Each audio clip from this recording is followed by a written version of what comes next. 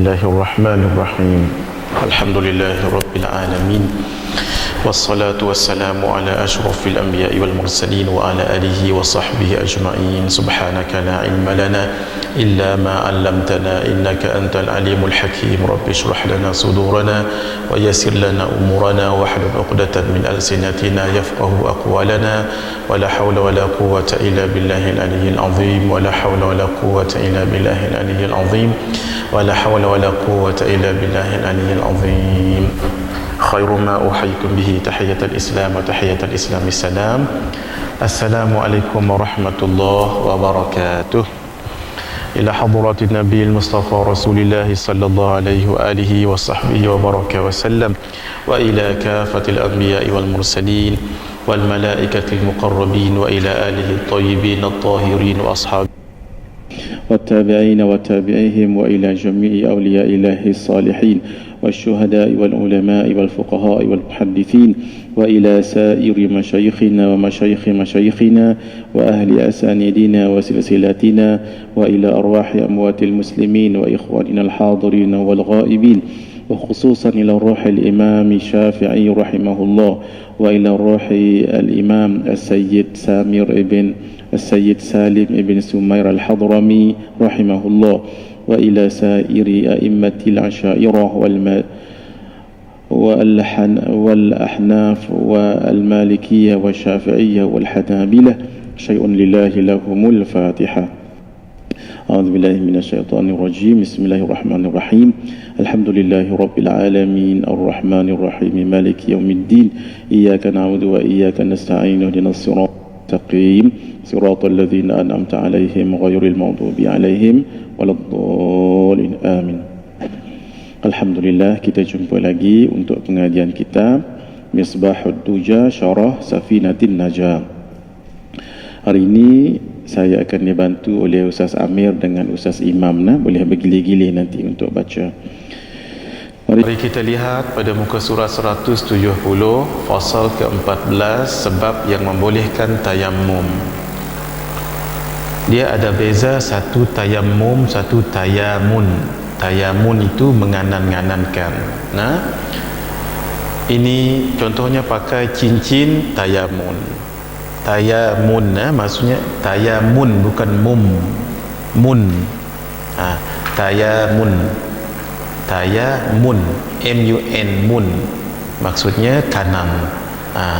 Nabi suka menganan-nganankan, maksudnya buat sesuatu mula dengan tangan kanan ataupun dengan kanan. Contoh, Nabi kalau pakai cincin sebelah tangan kanan, dan selalu Nabi pakai yang sebelah ini, jari kelingking ini. Kemudian kalau Nabi bersikat rambut, Bismillahirrahmanirrahim. Bismillah. Kalau Nabi bersikat rambut, Nabi akan sikat sebelah kanan dulu. Siapa yang potong rambut ataupun cukur rambut, mulakan sebelah kanan dahulu. Makan dengan tangan kanan, minum dengan tangan kanan, pakai kasut dengan kaki kanan. Macam mana pakai kasut? Kasut kan dua begini ataupun slipper. Pijak selipar kiri, jangan masuk dulu. Pijak selipar kiri, masukkan kaki ke selipar kanan. Barulah masuk kaki ke selipar kiri, melangkah kaki kanan. Boleh ya? Caranya. Sebab itu, kalau masuk surau ataupun masuk masjid, selipar jangan menghadap ke dalam masjid. Kalau masuk, cuba tengok selipar saya tadi. Kalau perasan, selipar saya tak masukkan gitu. Mana-mana surau masjid, kalau saya masuk, ini dah diajar oleh guru kami Syekh Nuruddin. Jadi ini kan masuk dalam masjid ni, jangan selipar tu muncung dia menghadap ke dalam masjid, jangan. Dia keluar masjid. Begini. Kenapa? Nanti bila kita keluar daripada masjid, senang nak amalkan sunnah Nabi. Macam mana? Pijak selipar kiri, pijak saja. Pijak selipar kiri, masukkan kaki ke selipar kanan. Barulah masuk kaki ke selipar kiri, melangkah kaki kanan. Boleh? Itu tujuan kita. Ini kita nak cerita tayammum, bukan tayamun. Boleh ya? فصل. قال المؤلف رحمه الله ونفعنا به وبعلومه في الدارين آمين إلى أن قال: فصل. أسباب التيمم فقد الماء والمرض والاحتياج إليه لعطش حيوان محترم. نعم. بسم الله الرحمن الرحيم. قال المصنف حفظ الله. Sebab-sebab boleh bertayamum, 3 perkara. Baik, apa dia tayamum? Kita lihat di bawah dulu. Dari segi bahasa bermaksud tujuan. Dari segi syarak, tayamum ialah menyampaikan atau menyapu debu tanah ke muka, bukan tanahnya tapi debunya. Dan kedua-dua tangan, dan tangan sebagai ganti kepada wuduk atau mandi. Hatta mandi hadath sekalipun boleh pakai tayamum ini, tapi kena faham caranya dengan syarat yang tertentu. Mutayammim, orang yang bertayamum. Begini ya, kita mengambil debu tanah, sehingga sebahagian ulama mazhab Hanafi mengatakan debu yang lekat-lekat dekat dinding ni pun boleh digunakan bertayamum, asalkan debu itu bukan debu kotoran. Nah, kalau nak bertayamum, pap dekat dinding muka, pap. Nah, tayamum macam mana? Menggunakan debu tanah, sama ada debu yang ada di tanah tu, kita pergi cari mana-mana tanah tu, ataupun kita ambil tanah yang keras tu, kita ambil bawa kat rumah. Tanah tu berketul macam ni, nah. Jadi kita ambil pisau, kita buat apa ni, istilah apa ni Bang Haji? Bukan hiris, panggil apa ni kikis kan wajah kita kikis banyak-banyak. Dah banyak-banyak kumpul, letak di dalam botol atau di dalam ni bekas. Kami Sarawak panggil poda kata orang Sarawak. Poda ni powder tu kan. Bolam ni. Boleh juga. Jadi cara nak gunanya ialah sama ada Bismillahirrahmanirrahim. Cara nak menggunakannya ialah kita pergi kat tanah tadi, buat di tanah itu, ataupun debu tanah yang ada di dalam bekas yang tadi kita bukakan, boleh. Nah, buat 2 tempat lah, sini satu tempat, sini satu tempat. Baik, silakan.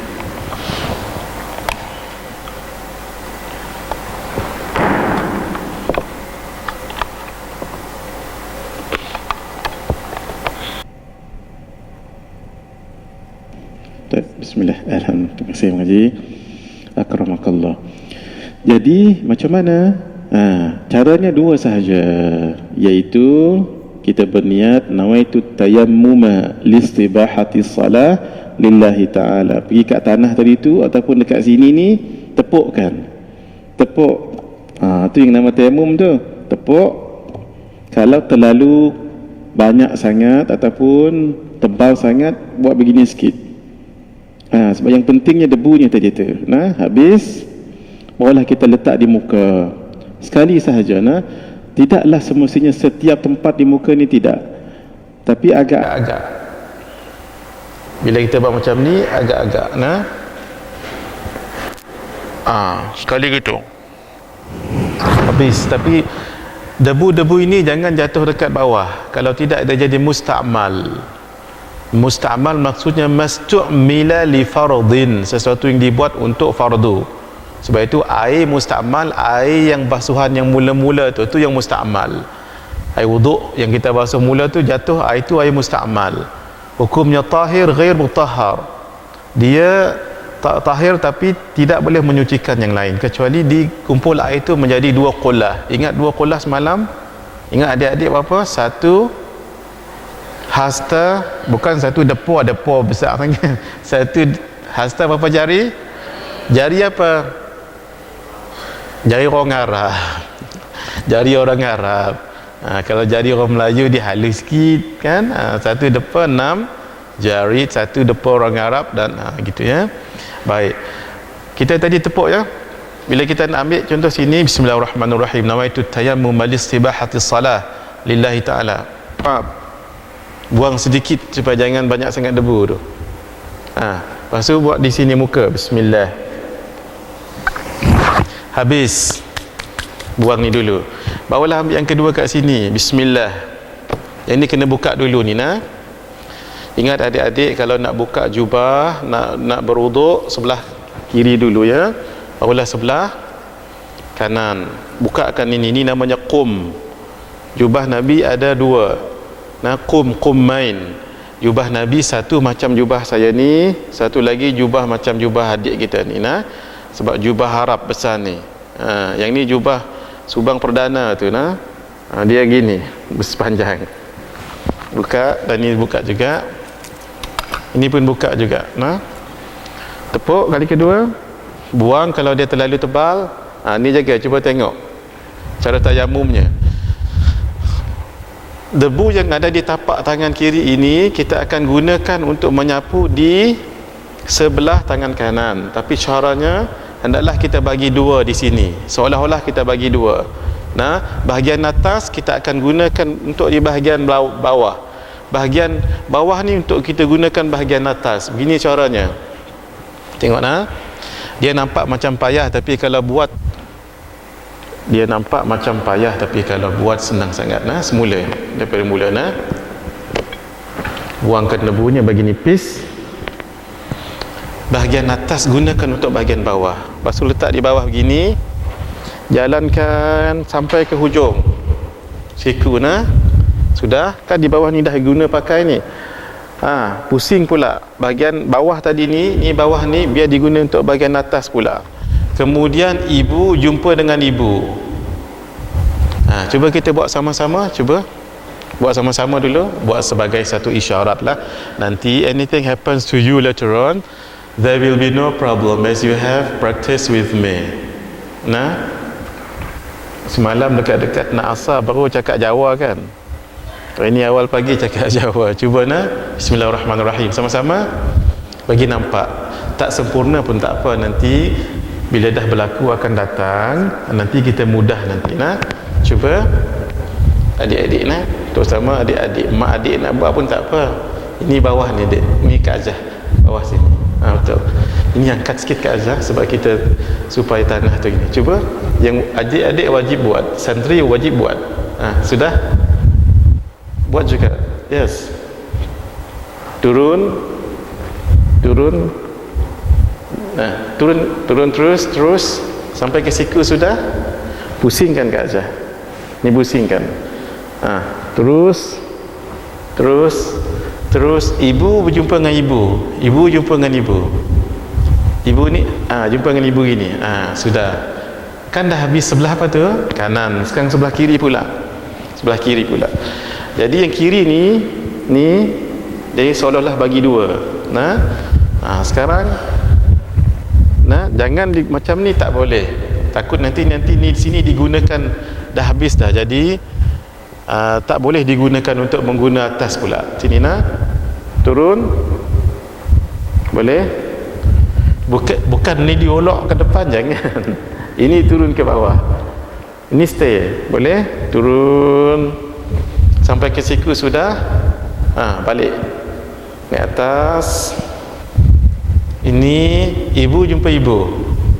Alhamdulillah, itu saja. Mudah kan? Teori ni memang agak banyak, tetapi buat tak sampai pun 1 minit. Jadi itulah digunakan untuk kita berwuduk, hatta hadas besar sekalipun. Hadas besar dulu pernah berlaku di zaman Nabi sallallahu alaihi wasallam. Ada seorang sahabat, dia berjunub ya, dia telah bersama dengan isteri dia. Jadi tak ada air. Apa dia buat? Dia pergi kat padang pasir, dia buat macam burung. Di padang pasir dia buat macam burung. Sebab dia ingatkan mandi hadas kan seluruh air kena sini. Dia menyusahkan, habis pasyak, habis kena kat telinga, habis semua dah. Hatta kalau mandi hadas sekalipun begitulah caranya. Tak logik Ustaz? Ya, memang jangan dia logik hukum Islam ni tapi dia sebagai satu darurat. Boleh? Mari kita baca dulu, ada permasalahan nanti. Bismillahirrahmanirrahim. Adik-adik kalau boleh, yang lelaki pakai cincin, sebab Nabi pakai cincin, sehingga Nabi sebut takhattamu walau bil hadid, pakailah cincin walaupun dengan cincin besi. Tapi paling bagus Nabi tak pakai cincin besi, Nabi pakai cincin perak. Ni perak ni. Dan kalau boleh pakai batu akik. Ni batu akik ni mengaji, memang mahal sikit batu akik ni. Kalau nak tahu, kalau di Mekah, Madinah dia akan jual dan dia timbang dulu kat Hajjah. Kalau dia jual sebiji-sebiji tu, kalau boleh jangan beli, tapi beli yang dia timbang. Memang agak mahal sikit. Dia akan bagi tahu apa. Beli batu akik. Batu akik warna dia macam ni, kekuning-kuningan macam ni. Sebab ada satu athar, tapi tidaklah kuat. La yazalul abdu, seseorang hamba itu akan sentiasa baik kehidupannya kalau dia pakai batu akik. Itu ada satu athar menyebutkan sebegitu. Tidaklah hadisnya kuat, tapi tak mengapa untuk kita guna pakai ni, pakai untuk kita beramal. Jadi mungkin selalu sangat kena nasib tak baik dan sebagainya, cuba tukar, cuba pakai batu akik, gitu ya. Tapi kalau dah elok dah, jangan kata ni mesti batu ni, jangan. Kita yakin kata-kata ulama, bukan batu ni semuanya datang daripada siapa? Allah. Boleh ya? Bismillahirrahmanirrahim. Dalam bab ni kena mengaji akidah lah. Jangan kata batu. Kalau kita kata makanan itu yang mengenyangkan, batal akidah tauhid kita. Cuma bila kita mengaji sifat 20, ada yang namanya majazi, ada yang namanya haqiqi. Ketika dalam perang Badar, Allah menyebutkan apa? Wa ma ramaita idh ramaita walakinallaha rama. Wa ma ramaita, tidaklah engkau yang membaling ya Muhammad. Itu maksudnya khalqan, yang buat perbuatan membaling itu bukan engkau, Allah. Idh ramaita kasban, ketika engkau membaling. Siapa yang bagi kuasa Nabi membaling? Allah. Wa ma ramaita khalqan, buat perbuatan membaling itu. Idh ramaita kasban, ketika engkau buat. Walakinallaha rama, Allah yang membaling. Mana satu betul ni? Tadi kata Nabi membaling. Macam mana dari segi tauhid? Wa ma ramaita, tidaklah engkau yang membaling, khalqan, yang membuat perbuatan itu. Idh ramaita, ketika kau membaling, kasban, kau buat, tetapi yang memberi kekuatan kau Allah. Walakinallaha rama, kecuali Allah, melainkan Allah yang membaling, haqiqiyatan ataupun haqiqatan. Boleh ya? Wa ma ramaita khalqan idh ramaita kasban walakinallaha rama haqiqatan. Itu mengaji sifat 20 ya. Bismillahirrahmanirrahim. Naam, 3 perkara tadi yang membolehkan kita bertayamum. Kalau tidak ada 3 perkara ini, jawabnya tidak boleh. Tafadhal Ustaz. Yang pertama, tidak ada air. Tidak ada air. Kenapa tidak ada air? Dalam 2 keadaan. Teruskan bawah tu, tidak ada air. Bawah tu. Footnote 154. Air tidak ada dalam 2 keadaan. Yang pertama, tidak ada air di kawasannya atau di kawasan sekitarnya setelah mencarinya dengan kadar jarak. Setelah mencarinya, kena cari dulu. Setelah mencarinya dengan kadar jarak, boleh mendengar suara orang menjerit. Kalau orang menjerit, contoh daripada sini, kat mana suara tu boleh sampai. Gitu lagi. Atau kadar anak panah yang dilepaskan. Anak panah lepas bini, tarik. Siapa yang pandai memanah lah, memang jauh kau bagi orang yang pandai. Itu namanya haddul ghauth. Haddul ghauth, had minta tolong. Terus yang kedua, tidak boleh menggunakan air kerana tidak cukup. Kita nak gunakan air, tapi air itu tak cukup. Cukup apa? cukup untuk binatang ternakan sahaja atau takut mendapatkan air? Kerana ada binatang buas atau ada musuh, atau takut hartanya dicuri atau kena rompak jika ditinggalkan. Baik. Nanti kita ceritakan panjang lagi nanti ya. Baik, bismillahirrahmanirrahim. Cuba dilihat muka surat. Mari kita lihat dulu permasalahan. Ustaz, kita lihat permasalahan tu. Jika muhdith jika muhdith orang yang tidak berwudu dan orang yang berjunub. Muhdith sebab dia berhadas. Merasakan syak dan zon ada air, wajib dia mencarinya setelah masuk waktu solat. Apa dia syak dengan zon ini? Dia kena beza ya. Syak, zon. Dia begini, paling bawah sekali waham. Waham, syak, zon, barulah yakin. Waham tu apa? 50%. Maksudnya bawah daripada 50%. Ahlan wa sahlan Ustaz ayat. Ahlan wa sahlan. 50%, bawah daripada 50%, dia yakin. Maksudnya 50%, bawah daripada 50% dia yakin. Itu namanya waham. Mungkin dia yakin ada air 30%. Kalau 50% yakin ada air, 50% tak yakin, itu namanya apa? Syak.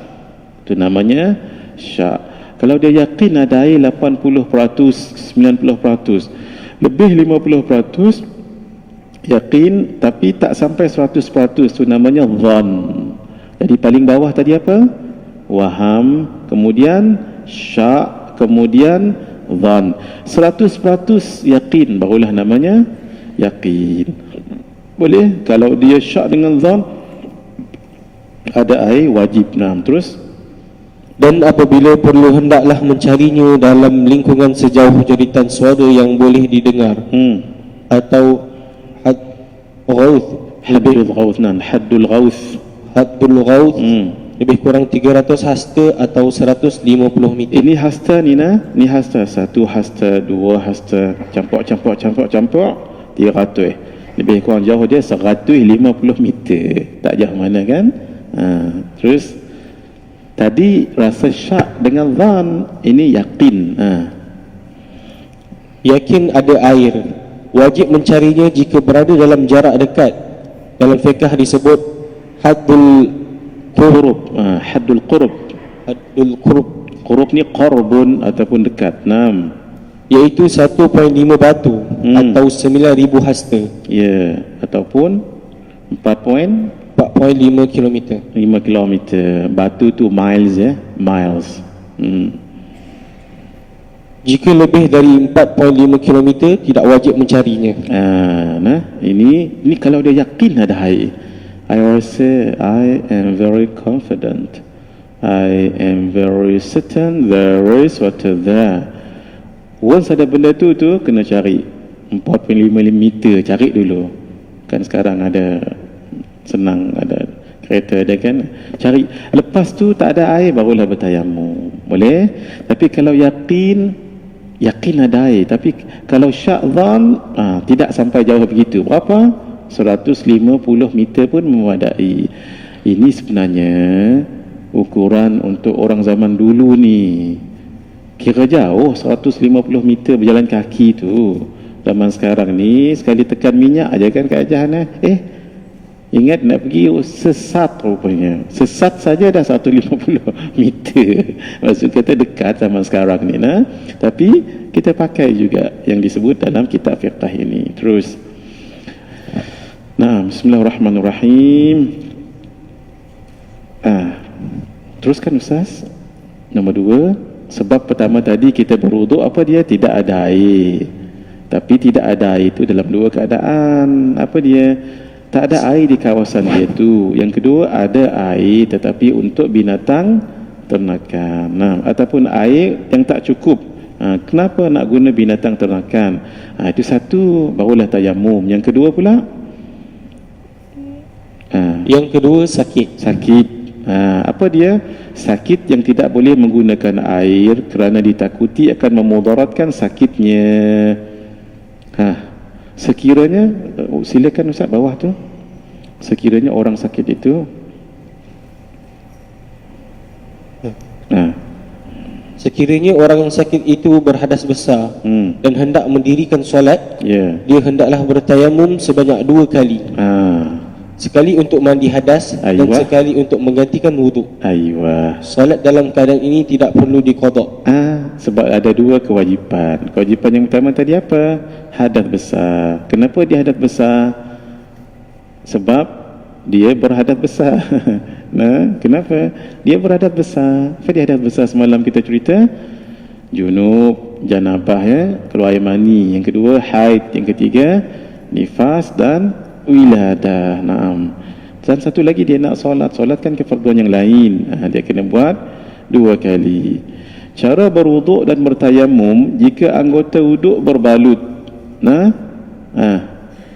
Kita baca dulu ini dulu sebab ini agak penting. Teruskan Ustaz, cara berwuduk dan bertayamum jika anggota wuduk berbalut. Mari kita tengok terus. Orang yang luka dan ditampal dengan ubat seperti koyok atau simen atau handiplas yang tidak boleh ditanggalkan disebut sahibul jabirah. Jabirah ni jubran. Jubran ni tampal, tampal. Jabirah tu yang menampal tu lah. Maksudnya kalau sahibul jabirah, orang yang ada tampalan dekat sini dia tu, tak boleh nak dibuka tu. Baik, terus hendaklah berwuduk seperti biasa. Wuduk macam biasa dulu. Jika sampai pada anggota yang tidak boleh terkena air, wajib dia bertayamum kerana mengikut tertib. Sebab kan dalam tayamum itu ikut tertib. Baca dulu baru kita syarah. Jika ada 2 anggota yang tidak boleh terkena air, wajib dia bertayamum 2 kali. Jika ada 3, maka wajib dia bertayamum 3 kali. Tetapi jika ada 4 anggota yang tidak boleh terkena air, wajib dia bertayamum sekali sahaja. Baik, ini mungkin tak berapa nak jelas. Di bawah tu dia jelaskan lagi. Di bawah ni sebab dia ada situasi tu bagi jelas. Teruskan. Sebagai contoh situasi, luka di tangan. Ini sangat praktikal sekali. Ada kawan-kawan kita yang aksiden, selalu ditanya orang ni. Lepas ni kalau ada pertanyaan begini, tangkap saja. Yang dalam buku ni tangkap, bagi kat mereka, ya. Jangan semua muka surat ditangkap. Jangan muka surat ditangkap semua. Yang penting kan ni selalu ditanya di hospital. Baik, macam mana kalau luka di tangan? Terus hendaklah dia membasuh muka dahulu. Sebab apa? Sebab luka tu di tangan. Wuduk tu kan tertibnya apa mula-mula? Muka. Tak ada kena-mengena dengan muka. Kan dekat tangan. Muka dulu. Kemudian bertayamum sebagai ganti membasuh tempat luka itu. Dekat tangan tadi tu. Kemudian membasuh bahagian tangan yang tidak luka. Kemudian menyapu sebahagian kepala. Ini satu cara. Cara lain. Tengok dalam fiqh ni dia bagi banyak cara. Kalau cara pertama ni tak berapa nak ni, kita guna cara yang lain. Cara yang pertama tadi macam mana? Basuh muka tu bertayamum. Kemudian baru basuh tempat yang tadi tu. Cara yang kedua, tak. Muka basuh yang tempat ni tadi tu baru bertayamum. Terbalik. Cara yang lain, mula-mula hendaklah membasuh muka.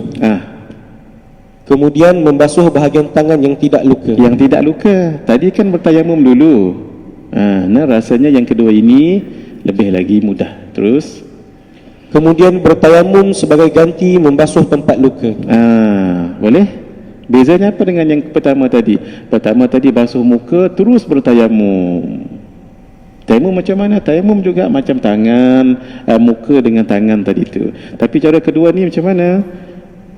Basuh dulu muka, basuh dulu tempat yang tak kena tayamum tadi, tak kena luka tadi, basuh macam biasa. Kalau sini luka, handiplas, lalu juga basuh tapi jangan kena air lah, ya, nanti mudarat. Basuh tetapi lalukan saja.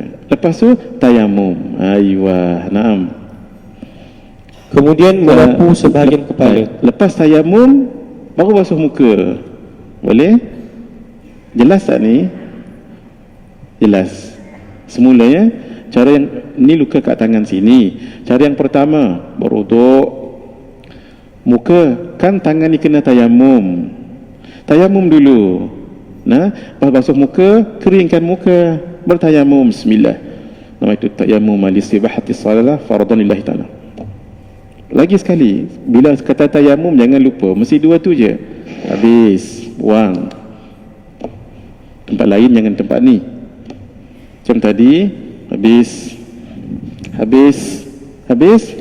baru basuh tangan. Nah, ni cara pertama. Cara pertama ni mungkin agak ni sikit, agak banyak masa sikit. Cara yang kedua lebih senang untuk kita lah. Macam mana situasi yang sama sini, luka dan kena simen ataupun kena handiplast, sakit kalau dibuka. Macam mana cara kedua? Wuduk, tangan basuh juga, basuh, kenakan air kat sini je kena dia punya ni handiplast yang ni simen ke, basuh. Tempat yang tak kena tampal tu basuh. Tempat sini lalukan air sahaja. Tempat ni pun sama juga. Barulah bertayamum. Sudah tayamum, lepas tu habis tayamum cuma baru sambung balik uduk dengan kepala balik. Terus tidak sah jika dia mendahulukan tayamum sebagai ganti membasuh anggota tangan yang luka itu dengan mengkemudiankan membasuh muka. Muka kena dulu. Sebab apa? Sebab muka tu tidak kena tayamum. Maksudnya bukan muka yang luka kat sini ni. Kecuali muka yang luka kat sini barulah boleh bertayamum. Yang lukanya tangan. Sebab itu luka masih boleh lagi. Kerana muka tu didahulukan dulu ya, baru bertayamum. Tidak sah kalau bertayamum sebagai membasuh anggota tangan yang luka dengan mengemudiakan membasuh muka. Tadi sudah. Terus tidak sah juga jika mengkemudiankan tayamum sebagai ganti membasuh anggota tangan yang luka dengan mendahulukan menyapu sebahagian kepala kerana tidak mengikut tertib. Terus jika luka di tangan dan di kaki, mula-mula hendaklah dia membasuh muka. Kenapa basuh muka? Sebab bukan muka tu yang luka. Luka tu kat mana? Tangan dan kaki. Kemudian bertayamum dan membasuh anggota tangan yang baik. Atau membasuh anggota tangan yang baik dan bertayamum. Dua-dua macam tadi. Cara pertama dengan cara kedua boleh, tapi yang ni nak kena tenang sikit membacanya, barulah boleh kuasai. Terus kemudian menyapu sebahagian kepala. Kemudian bertayamum lagi dan membasuh anggota kaki yang baik. Atau membasuh anggota kaki yang baik dan bertayamum. Kaedahnya sama dengan dua tadi. Saya rasa kalau saya lah lebih senang basuh tangan dulu yang luka tu sampai kat sini, tapi sebelum basuh kepala tayamum. Dua kalilah dia tayamum kat sini.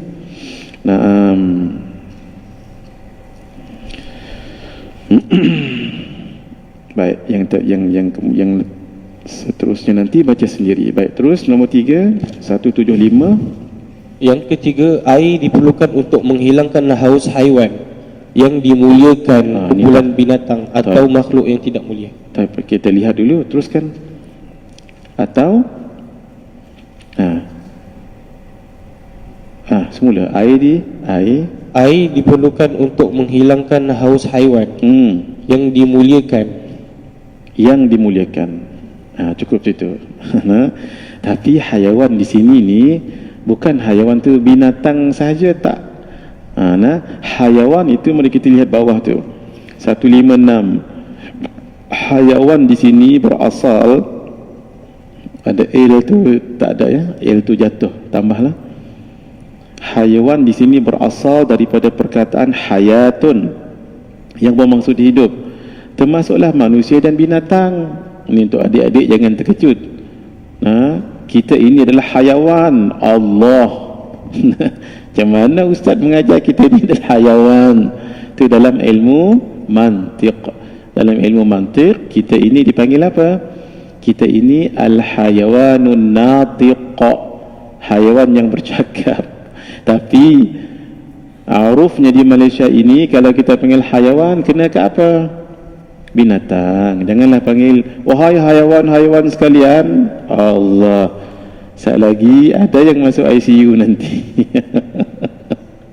Kalau in the matter of learning, tu tak apa, bagi tahu adik-adik kita ni dalam ilmu mantik juga dipanggil hayawan.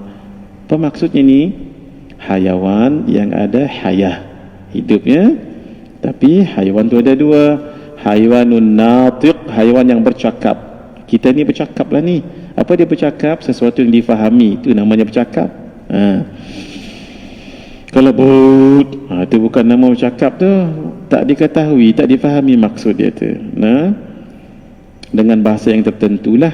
Baik, termasuk manusia dan binatang. Di dalam ilmu sudah kat sini. Di dalam ilmu mantiq, manusia dikategorikan dengan al-hayawanun natiq, hayawan yang boleh bercakap. Jadi haus hayawan termasuklah manusia. Tapi manusia apa ni? Ni yang kita takut ya. Manusia yang tidak solat fardu dianggap sebagai binatang. Allahu Akbar. Mari kita lihat hayawan yang dimuliakan. Apa dia hayawan yang dimuliakan ini? Baik, dia ada sebelah tu, dia akan syarahkan. Mari kita lihat.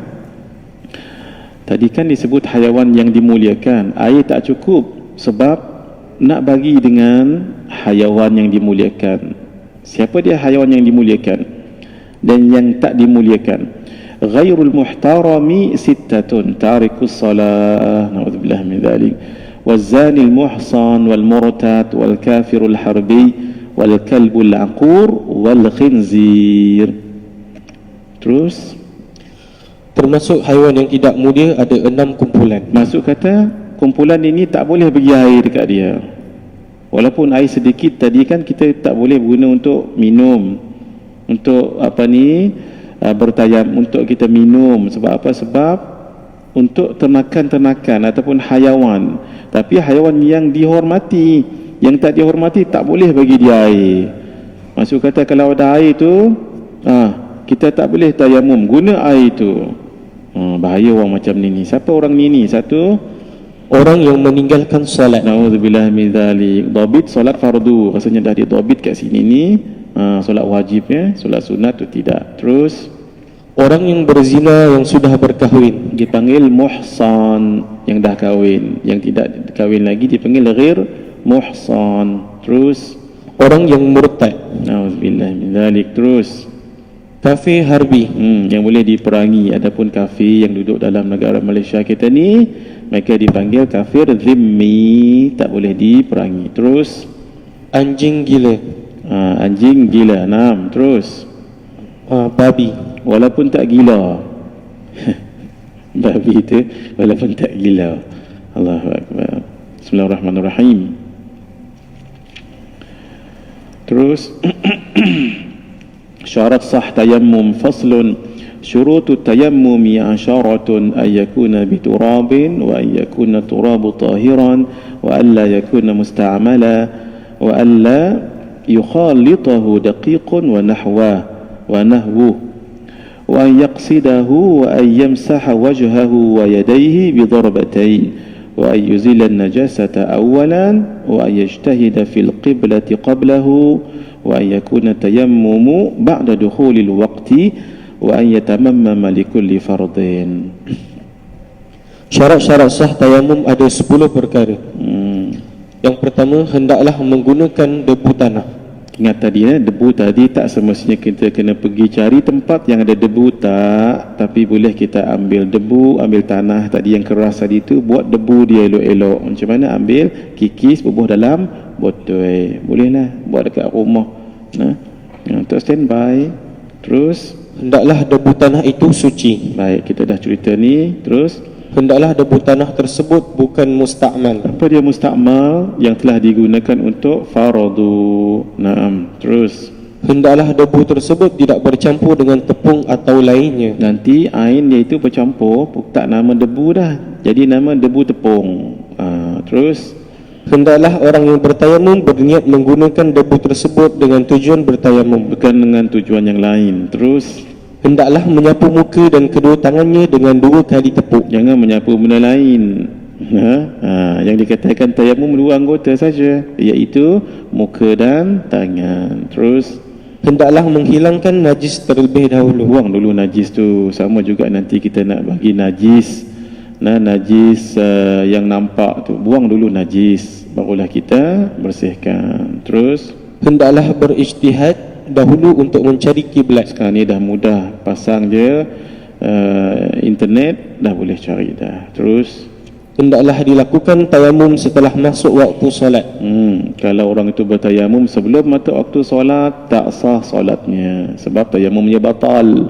Tayamum masuk dulu waktu, barulah dia boleh bertayamum. Terus Hendaklah bertayamum pada setiap kali solat fardu. termasuklah qada dia kena bertayamum juga, sebab ia dianggap sebagai fardu. Kalau sunat, satu tayamum untuk beberapa sunat boleh. Bismillahirrahmanirrahim. 186 Faslun Furudu tayammumi khamsatun. Al-awwal naqlu turab, al-thani an-niyyah, al-thalith mashul wajhi, al-rabi' mashul yadaini ila al-mirfaqain, al-khamis at-tartibu baina al-mashatain. Naam. Fardu rukun-rukun tayamum ada 5 perkara. Yang pertama, memindahkan debu tanah. Pindahkan, dia kena pindahkan daripada sini ke sini, tak boleh di spray, tak boleh diturun ni tayamum muka dan tangan gitu, tak boleh. Terus Niat, menyapu muka, menyapu kedua tangan hingga ke siku. Tertib antara dua sapuan tersebut. Terus perkara yang membatalkan tayammum. Faslun mubtilatut tayammumi thalathatun ma abtala al-wudu' war-riddatu wa tawahhumul ma'in tayammama li faqdihi. Perkara-perkara yang membatalkan tayamum ada 3 perkara. Yang pertama, apa sahaja yang membatalkan wuduk, iaitu ia juga membatalkan tayamum. Nanti kita perbahasan wuduk kita lihat ya. Terus Murtad, ada sangkaan ada air sekiranya dia bertayamum kerana tiada air. Dia bertayamum kerana tak ada air.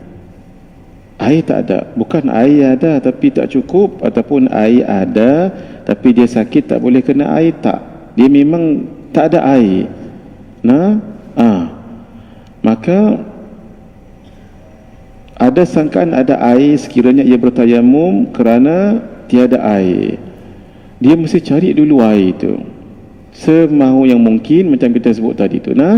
Tapi ketika dia solat, setelah mencari tadi, ada orang kata ada air, tak perlu dia batalkan solat, teruskan, sebab dia sudah mencari air. Ataupun Assalamualaikum warahmatullahi, Assalamualaikum warahmatullahi, Syekh ada air lah Syekh, tak perlu dia nak qada lagi, sebab dia sudah mencari tadi. Tapi kalau dia bertayamum itu sebab kerana air, tak ada air, bukan ada air dia sakit ataupun ada air sedikit untuk binatang-binatang tadi tu, tapi ni memang tak ada air, dia dah cari dah. Boleh ketika solat ada air, teruskan solat, tak mengapa. Ataupun lepas salam ada air kata orang, tak mengapa, tak perlu dia qada lagi, sebab dia dah berusaha mencarinya. Benda najis yang berubah menjadi suci. Faslun alladhi yatuhuru minan najasati thalathatun. Al-khamru idha takhallalat binafsiha, wa jildul maytati idha dubira, wa ma sara hayawanan. Benda-benda menjadi suci yang berasal daripada najis ada 3. Yang pertama, arak, khamar, yang berubah menjadi cuka dengan sendirinya, dengan dibubuh alat-alat kimia dan sebagainya, tak boleh ya. Sebahagian guru-guru yang sufi, mereka tak makan anggur. Orang-orang yang sufi, mereka tak makan buah anggur. Ditanya, kenapa? Sebab arak itu berasal daripada anggur. Masya Allah. Kita anggur tu lah yang sedap kan. Tambah lagi apa Kak Majah? Yang seedless tu. Seedless. Saya pun baru tahu juga. Seedless tu. Seed kan buah kan, yang tak ada buah. Kan ada anggur ada buah. Kalau yang tak ada buah, crunchy pula tu. Allah Akbar. Tapi harganya boleh tahan. Satu. Ada juga sebahagian orang sufi, dia tak makan ikan. Apa-apa ikan dia tak makan. Kenapa? Sebab dalam hadis menyebut apa?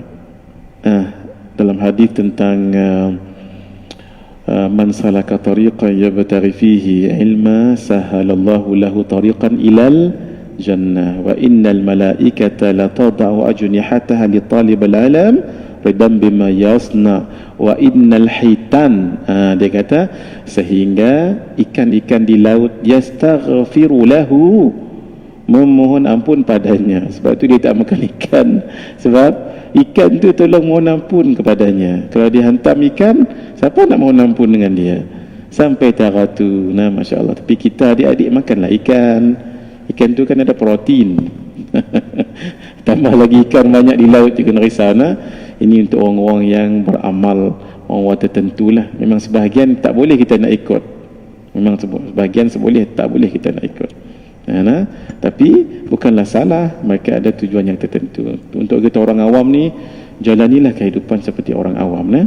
Terus yang kedua, kulit bangkai jika sudah disamak. Dalam mazhab kita, dua je tak boleh. Apa dia? Anjing dan babi. Walaupun disamak, tak boleh juga. Terus yang ketiga, sesuatu yang berubah menjadi binatang. Apa dia? Contohnya, kita tengok dia baca bawah, cuba contohnya. Tanbih.